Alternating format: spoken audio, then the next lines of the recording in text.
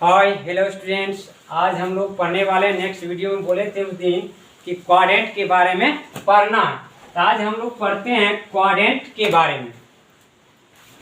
Quadrant होता क्या? Quadrant का हिंदी चतुर्थांश होता है। क्वाड्रेंट का हिंदी चतुर्थांश होता है। क्वाड्रेंट का मतलब होता है किसी भी लाइन को 4 बराबर भागों में डिवाइड करना। क्या होता है?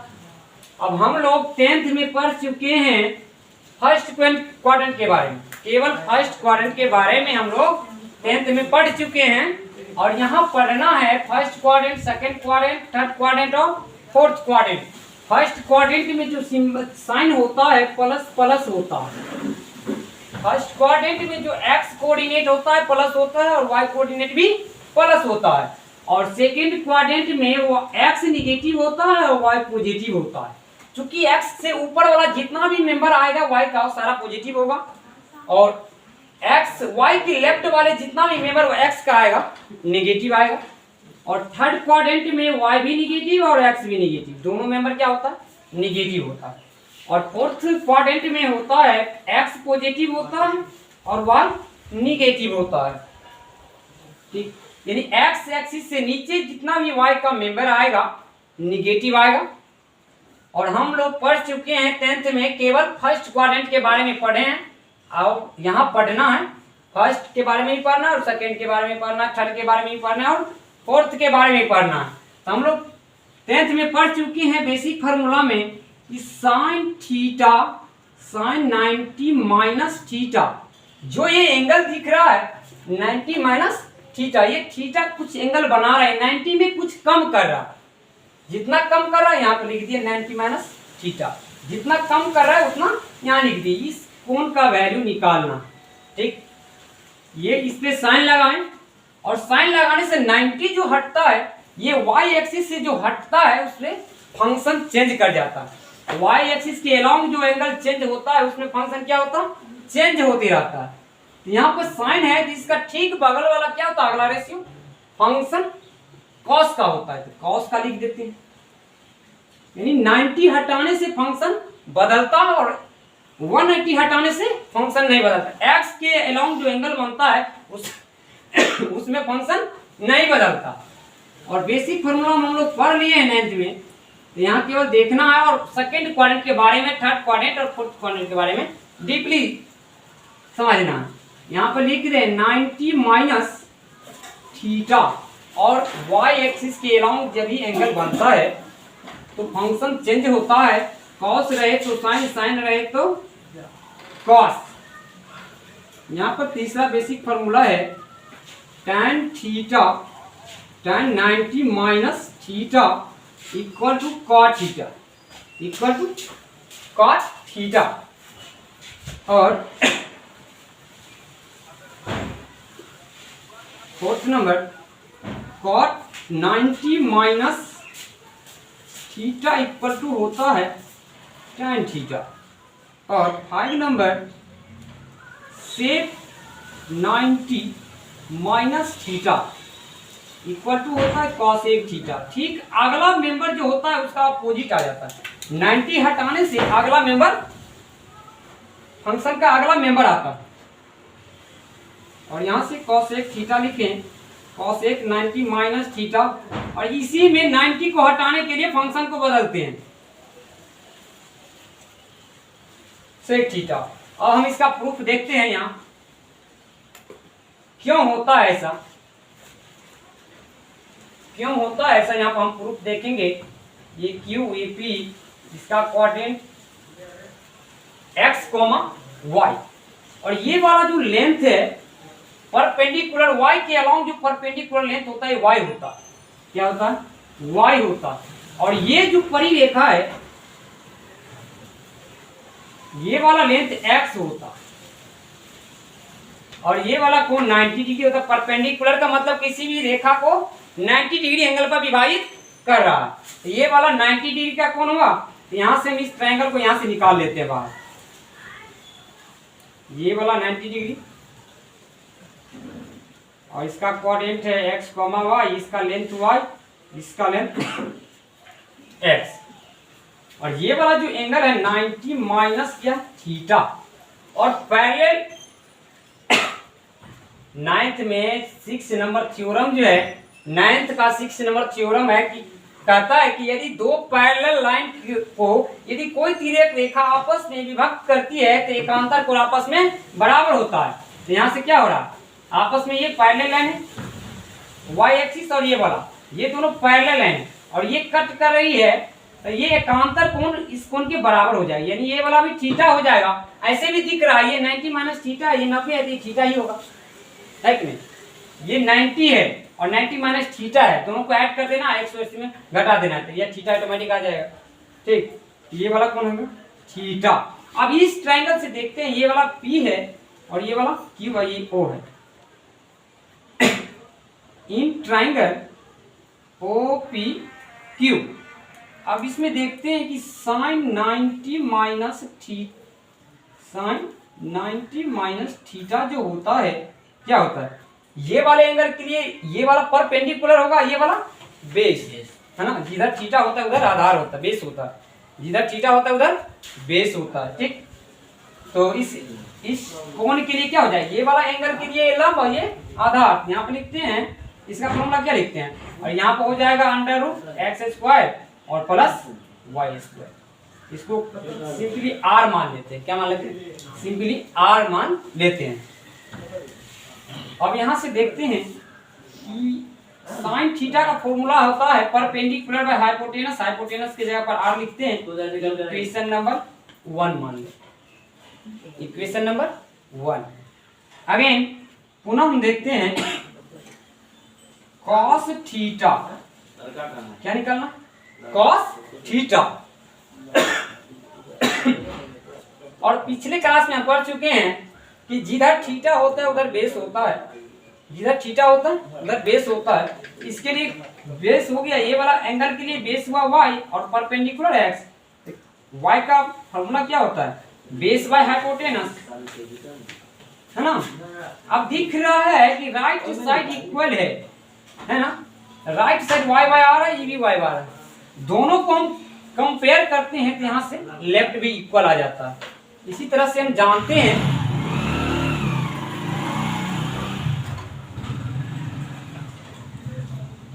फ्रॉम 1 and 2 we get हम जानते हैं कि राइट साइड इक्वल है तो लेफ्ट भी इक्वल होगा, राइट इक्वल है तो लेफ्ट भी इक्वल होगा। यहाँ से जानते हैं sine 90 degree minus theta equal to होता है कॉस थीटा।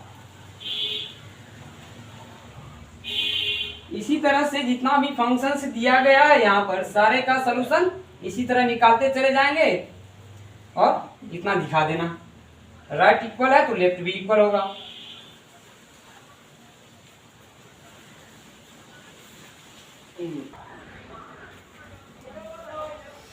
अब हम देखते हैं सेकेंड फॉर्मूला, और इस ट्रायंगल देखना है और निकाल देना। इन ट्रायंगल OPQ, इस ट्रायंगल से आप देखते हैं OPQ से cos 90 minus theta, cos 90 minus theta ये वाला एंगल लेते हैं तो बेस ये होगा और हाइपोटेनस को r माने, हाइपोटेनस को r माने, x upon divided by r, equation number इसको 1 मान लें। और नेक्स्ट साइन थीटा, अब ये वाला एंगल के लिए ये तो परपेंडिकुलर हो जाएगा और ये बेस हो जाएगा और ये हाइपोटेनस तो हाइपोटेनस रहता है ये। It is equation number 2, it is equation number 2। From equation 1 and 2 we get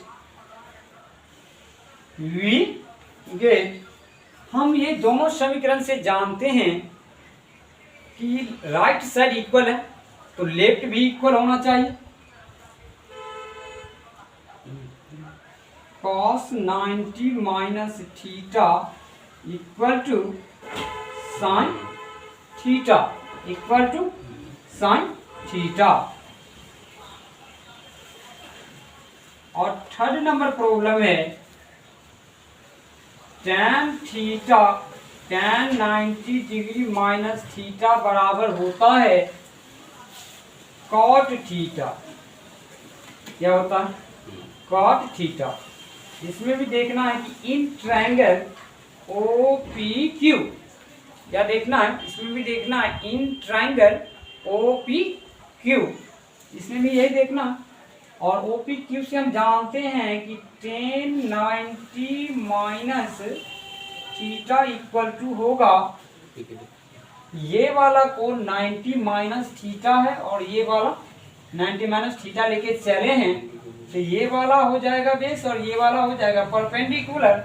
और जानते हैं इससे tan का फॉर्मूला होता है perpendicular by base, perpendicular by base. It is equation number 1। and cot theta इसके लिए जो हो जाएगा ये बेस हो जाएगा और ये परपेंडिकुलर हो जाएगा। और cos थीटा का फॉर्मूला होता है base by perpendicular. It is equation number 2। It is equation number 2। From 1 and 2 we get from 1 and 2 we get, हम देख रहे हैं कि राइट साइड इक्वल है, दोनों इक्वेशन का राइट साइड क्या है? इक्वल क्वांटिटी है, इक्वल क्वांटिटी है। यहाँ से देखते हैं राइट साइड इक्वल है तो लेफ्ट वाला भी इक्वल हो जाएगा।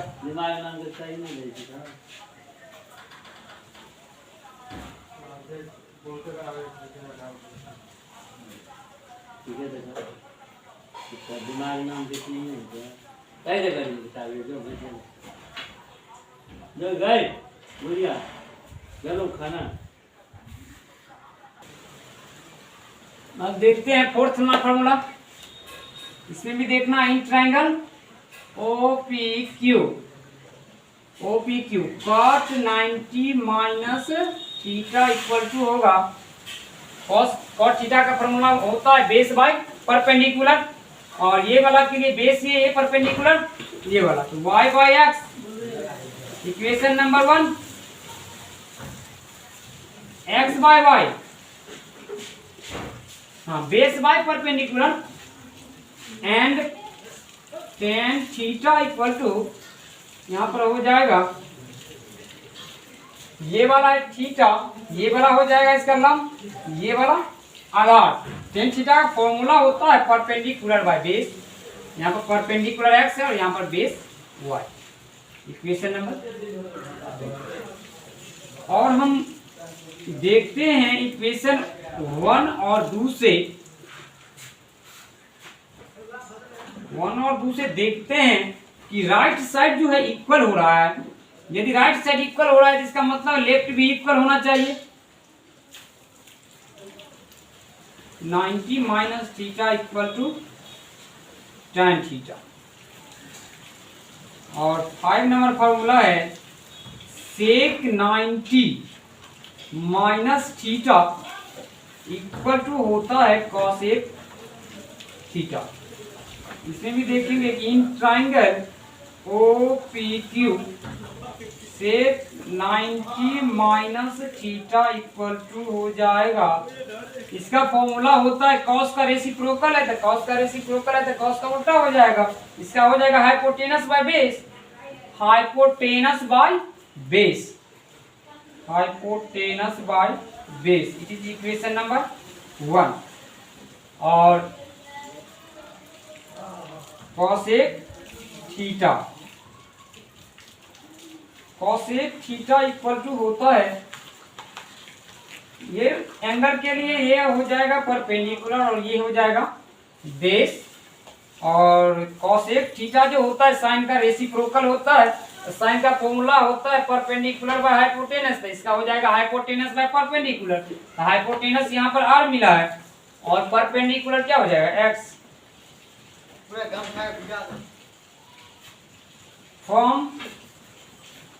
फ्रॉम 1 and 2 we get,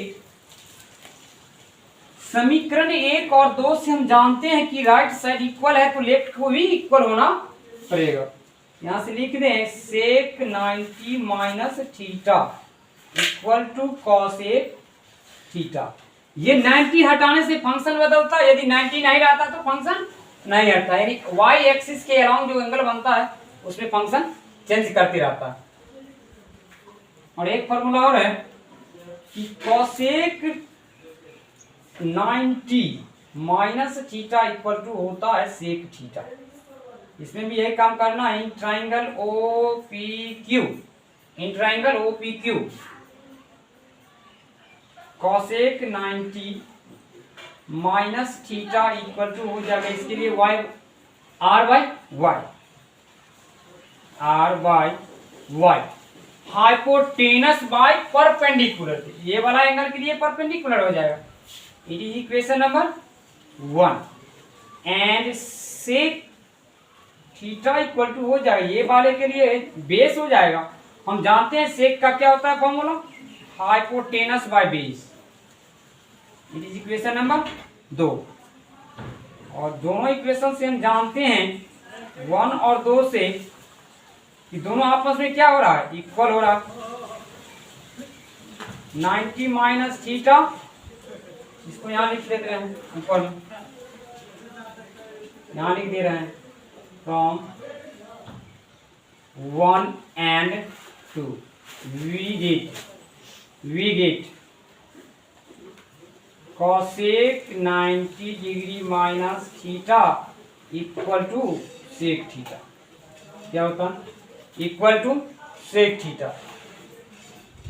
अगले क्लास में पढ़ना है, नेक्स्ट वीडियो में पढ़ना है सेकेंड क्वाड्रेंट, और इससे भी नेक्स्ट वीडियो में पढ़ना है थर्ड क्वाड्रेंट, और लास्ट में फोर्थ क्वाड्रेंट।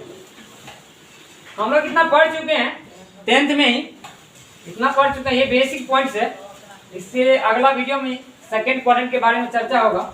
ये दोनों पॉजिटिव था, इसलिए फंक्शन बदलने से वैल्यू साइन पर कोई इफेक्ट नहीं पड़ रहा, लेकिन इसमें साइन पर इफेक्ट पड़ेगा क्योंकि माइनस में एक्स और वाई पॉजिटिव है। ठीक, अगले नेक्स्ट वीडियो में मिलते हैं।